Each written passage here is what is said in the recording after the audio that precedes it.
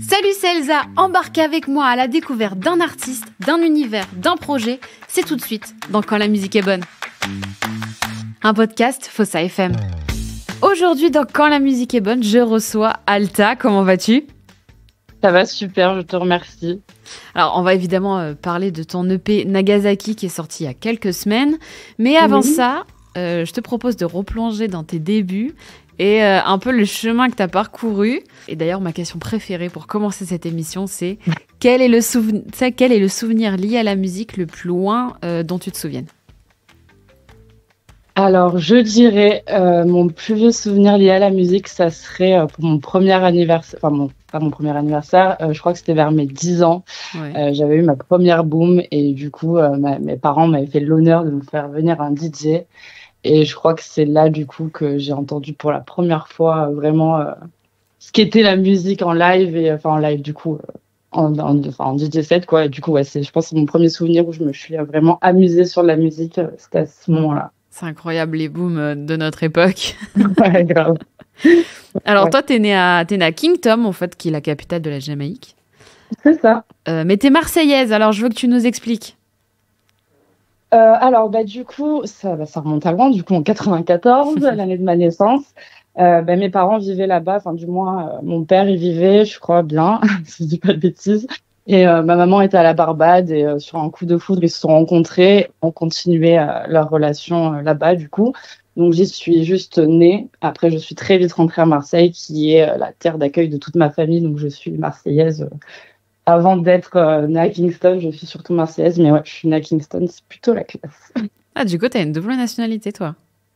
Et non, ça non. marche pas aussi facilement là-bas. Non, Ah. j'ai juste la prétention d'avoir marqué sur mon passeport née à Kingston, et c'est déjà cool, mais non, je suis juste française, née à Marseille. Ouais, c'est déjà classe, moi, je trouve. Ouais, ça. Et du coup, hors le fameux DJ de ta boom, qu'est-ce qui t'a emmené à la musique ? Alors, je dirais que ça remonte à 5 ou 6 ans, vraiment. La première fois que j'ai pu faire de la musique, Ouais. ça s'est fait vraiment par hasard, en fait, parce que je traînais avec des gens qui faisaient de la musique, du coup, mais plutôt dans le milieu électro. Et en fait, vraiment par hasard, je me suis retrouvée à poser ma voix sur un morceau électro. Et là, j'ai vraiment senti que j'étais à ma place. Et puis ce jour-là, ça a commencé comme ça, donc vraiment par hasard. Je n'avais jamais fait de musique avant, pas de cours de musique, de piano, quoi que ce soit. Donc voilà, c'est le hasard des choses qui m'a fait découvrir ma passion pour la musique. Et toi, tu écris aussi, et tu écris depuis quand ? Alors, écrire, ça remonte à plus longtemps que ça quand même, parce que du coup, avant cette expérience-là, du coup, qui était plus dans le milieu électro, j'avais mes meilleurs amis qui faisaient du rap, et donc j'ai toujours écrit avec eux, comme on dit, gratter des 16, voilà, pour les aider, ou même pour le délire, parce que j'aimais vraiment ça. Et après, j'ai continué vraiment, que ce soit sur mes notes iPhone, dans mes petits carnets, ça m'a jamais quitté.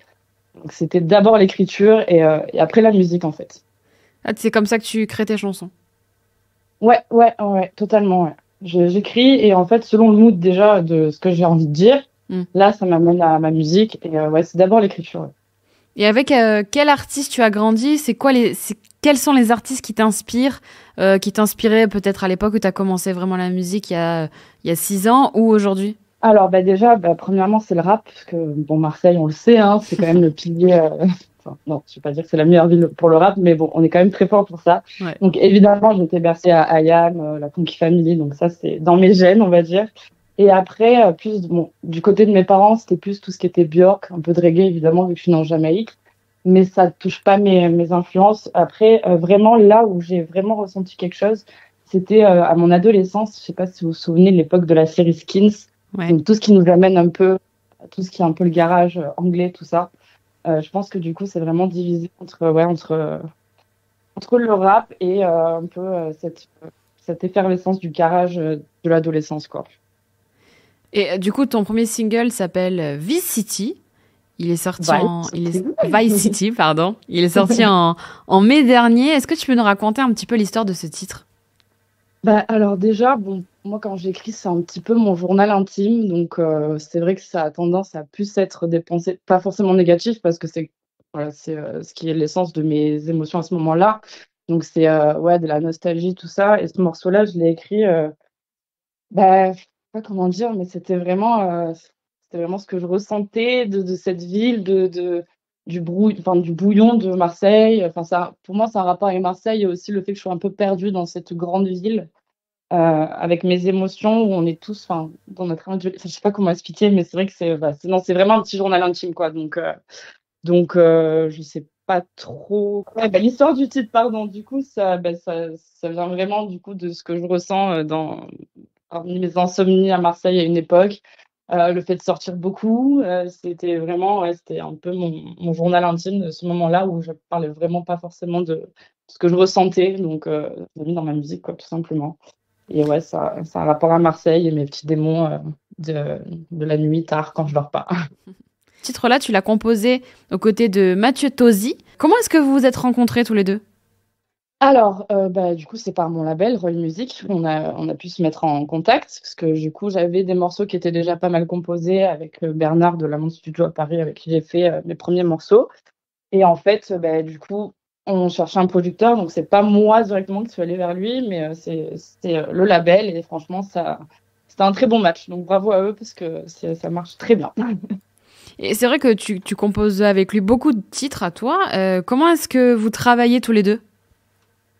Alors souvent, vu que moi je suis à Marseille et que mon label est à Paris et Mathieu Tosi est à Paris aussi, et que je ne compose pas malheureusement, enfin je fais pas d'instrument, donc en général ce que je fais c'est que je me cherche une petite instru sur YouTube et après avoir écrit mon texte d'ailleurs, souvent j'écris un petit peu, enfin j'ai toujours des notes un petit peu à droite à gauche, donc je réunis tout ça, je cherche une instru qui va bien avec l'intention que je voulais donner. Je fais mes mélodies et ensuite on va en studio et c'est vrai que souvent quand on entend la démo et ce qui s'est fait, ça n'a rien à voir. Et c'est ça qui est intéressant parce que du coup nos énergies matchent très bien parce qu'on va faire quelque chose qui n'a rien à voir avec le début de ce que j'avais fait et qui donne Vice City ou tous les autres morceaux qui ont été composés. Voilà, c'est cette magie qui opère en studio. Je ne saurais la décrire, mais ça marche très bien en tout cas. Ben, je crois que c'est un peu ça aussi la magie de la musique, finalement, des rencontres qui font des matchs et des titres. Tout à fait, ouais, tout à fait. Et franchement, des fois, on s'attend pas à ce que ça donne quelque chose comme ça et ça marche à chaque fois, donc c'est cool. On parle de Mathieu Tosi, mais pour cette EP, tu as été aussi entouré d'Éric Greff pour l'écriture. Ouais, tout à fait. Ouais. Ouais, c'est vrai qu'on a pratiquement tous les morceaux, si je dis pas de bêtises, Eric a été là. Plus au-delà de l'aspect écriture, c'est vrai qu'il m'a donné aussi confiance, parce que c'est vrai que c'était un petit peu nouveau pour moi tout ça, que je me retrouvais du coup en studio avec le label, tout ça. Ouais. Et du coup, il m'a pas mal aidé, surtout sur on va dire sur mes pensées, sur où je voulais en venir, dans mes musiques, et évidemment sur l'écriture aussi, sur des tournures de phrases, tout ça, voilà. Mais il a bien capté ce que je voulais dire à chaque fois, il m'a bien aidé à mettre tout ça sur le papier, et c'était super cool, c'est vraiment un chouette mec. Quand on a parlé de ton premier single, et le second, c'est le titre Nagasaki que tu as proposé. C'est un titre d'ailleurs qui deviendra le titre éponyme de ton EP. Je te propose qu'on l'écoute, et on revient juste après pour que tu nous en parles un petit peu plus. Ça marche.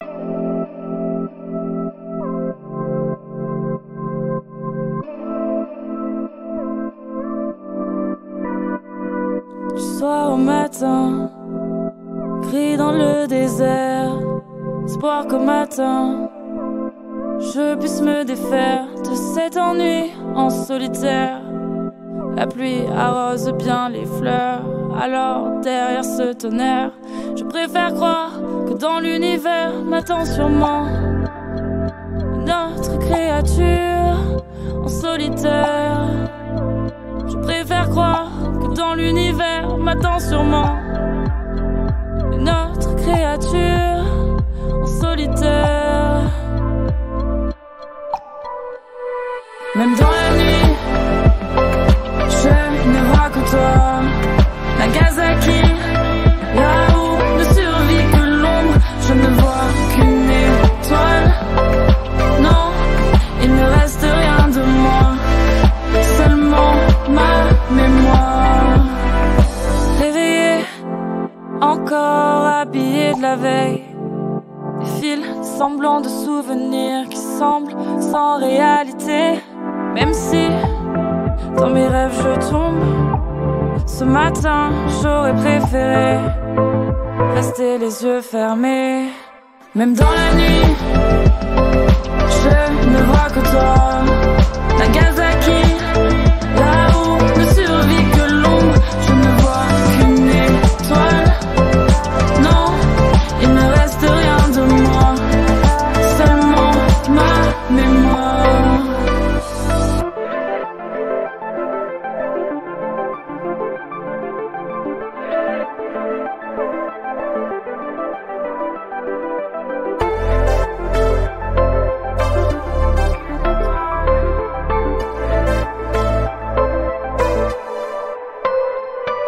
Même dans la nuit, je ne vois que toi, Nagasaki. Je ne vois qu'une étoile. Même dans la nuit, je ne vois que toi, Nagasaki. Je ne vois qu'une étoile. Défile des semblants de souvenirs qui semblent sans réalité, qui semblent sans réalité. Suspendu dans l'espace, il ne reste rien, seulement cet ennui solitaire, cet ennui en solitaire, cet ennui en solitaire, cet ennui en solitaire, cet ennui en solitaire.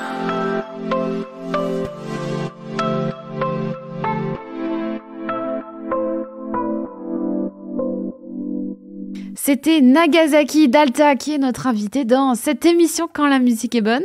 Est-ce que tu savais, au moment de sa sortie, que ce titre allait devenir celui de ton EP ? Pas du tout. Pas du tout, pas du tout.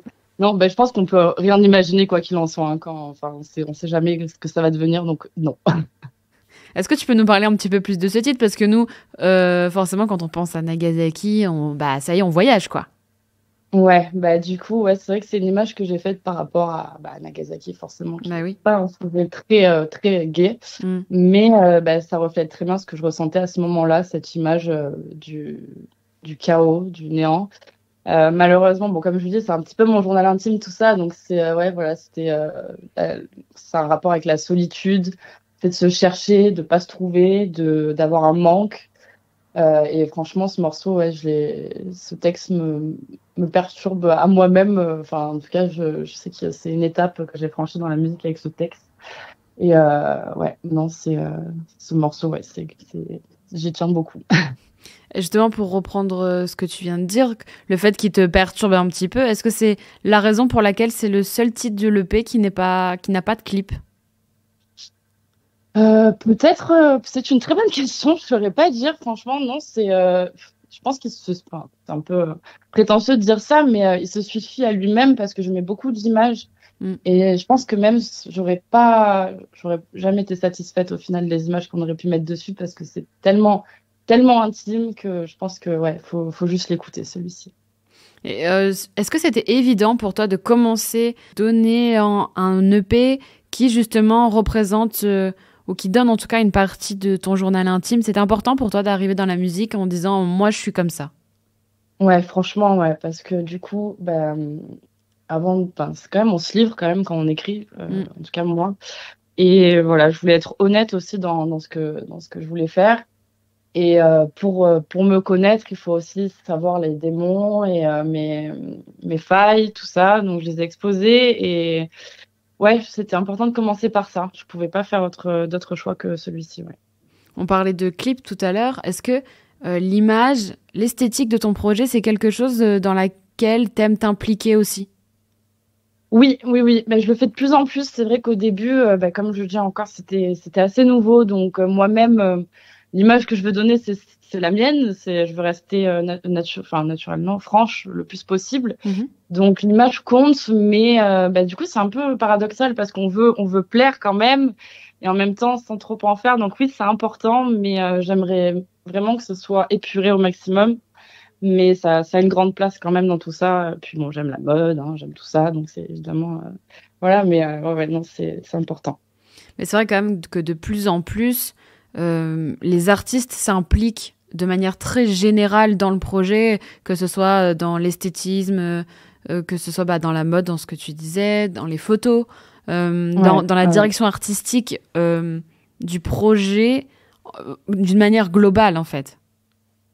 Ouais, c'est important parce que maintenant, c'est un tout. Je pense qu'on est, si on se catégorise comme artiste, il y a tout l'univers qui va avec et qu'on prend, on comprend pas d'ailleurs. Mais puis on est dans cette ère-là aussi avec les réseaux sociaux où, il faut quand même proposer quelque chose quand même. Il y a beaucoup d'autres choses partout. Donc, ouais, il faut. Et après, c'est aussi, moi, je pense que c'est la personnalité qui prime. Donc, mais ça fait partie du tout, l'image, tout. Ouais, ouais. Donc, avant la sortie de ton EP Nagasaki, tu as aussi sorti le titre Laisse aller, et même Animal, qui sont sortis. D'ailleurs, ça représente finalement un single par mois avant la sortie de l'EP qui, lui, comporte 5 titres. C'est tombé comme ça ou c'est que tu avais envie de sortir un titre par mois avant de sortir l'EP? Alors, du coup, ça c'était pas mon choix forcément parce que je suis avec mon label. Je ne sais pas les tenants et les aboutissants. Je connais pas grand-chose à l'organisation de la musique, si je puis dire. Mais ce sont des morceaux qui se prennent évidemment tous séparément parce qu'ils racontent tous une histoire. Donc ça, je trouve que c'était bien aussi de se les prendre un petit peu un par un. Mais la finalité, c'est quand on les regroupe et l'ordre dans lequel ils sont, on peut suivre un petit peu l'avancée de mes pensées, et le chemin qui a été fait avec tous ces textes aussi. Donc, je pense que les deux sont indissociables et c'est bien. On peut choisir selon son humeur ou son intention de les prendre séparément ou d'écouter l'histoire en entier. Donc j'ai pas d'avis sur ça. Les deux sont cool. Et à la sortie de l'EP, du coup, on a découvert le titre Bonnie, qui ouvre finalement cette EP. Donc c'est avec celui-ci que les gens vont découvrir avec ce projet-là qui est l'EP Nagasaki. Évidemment, on peut pas parler de Bonnie sans penser au duo iconique de Bonnie and Clyde, dont évidemment tu parles. Est-ce que tu veux nous parler un petit peu de ce titre? Et je voudrais aussi savoir pourquoi tu as choisi de le mettre en premier dans cette EP. Alors déjà, je vais répondre en premier à ça. J'ai choisi de le mettre en premier parce que du coup, c'est un petit peu une revanche où, sur tous les autres morceaux, où on peut entendre solitude qui plane dans tous les textes ou même le besoin d'amour peut-être. Mais là, c'était plutôt, c'est Bonnie est dissociée de Clyde et même si je parle d'amour évidemment. C'est moi qui impose ce que je veux du coup dans ce morceau et ce que mes envies. Donc c'était un petit peu une ouverture. En fait, on va dire que c'est dans l'ordre chronologique, c'est inversé, voilà, parce que le final est sur Bonnie où je me sens vivre et m'assumer. Mais donc je voulais le mettre en premier parce que pour moi il ouvre l'histoire. Et voilà. Et Bonnie sans son Clyde, mais Bonnie est bien là.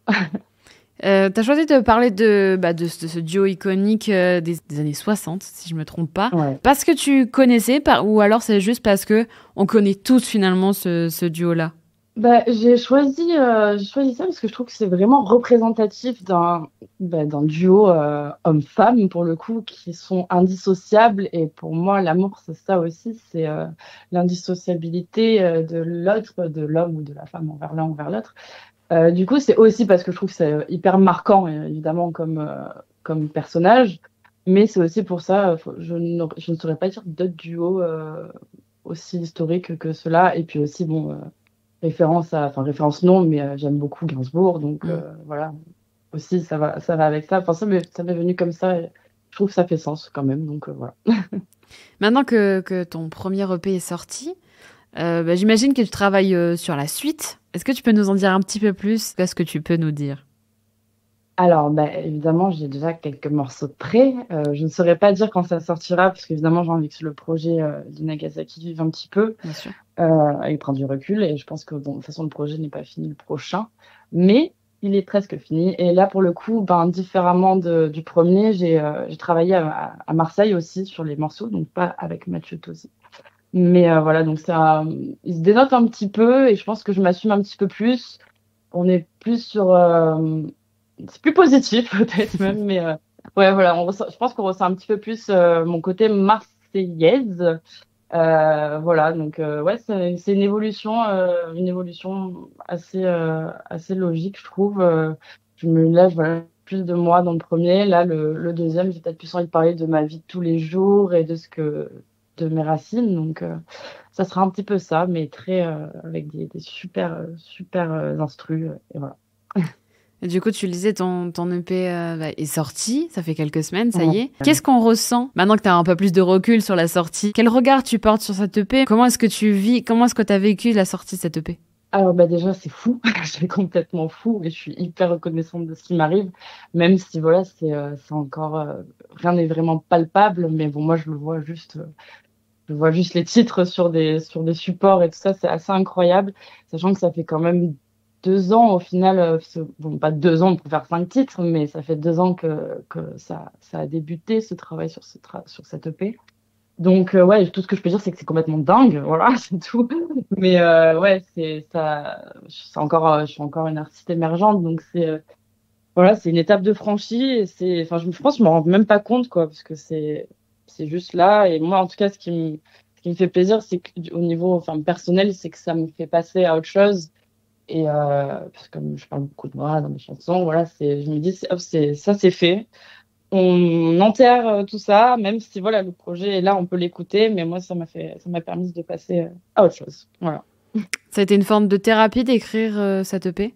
Ah complètement, ouais complètement. Mais surtout que au final les textes que j'ai pu écrire, je les ai écrits mais sans me dire ça va sortir, donc c'était vraiment personnel et donc c'était pas dans un but de plaire ou qu'on l'écoute. Enfin si qu'on l'écoute, évidemment on a toujours envie de ça, mais ouais, c'était vraiment, je me suis beaucoup parlé à moi-même et ça m'a fait grandir cette EP, donc il restera dans mon cœur à jamais.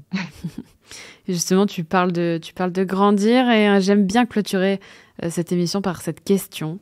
Que dirais-tu à la Alta qui n'a que 5 ans, si tu pouvais?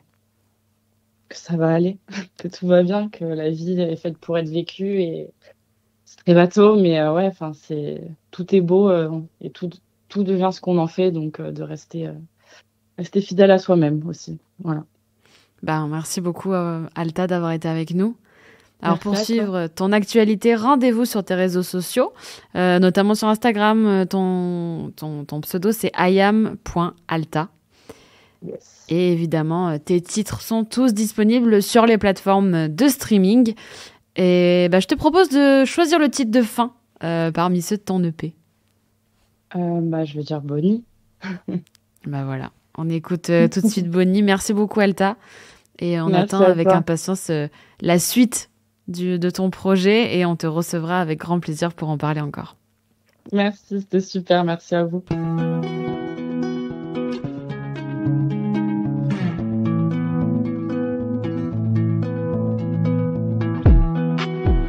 Pas fait pour les fleurs, les détours. Y a pas le mot toujours, rien du tout. Je sais pas faire le tour, 5 lettres en un jour. Je préfère qu'on savoure, ça sera court.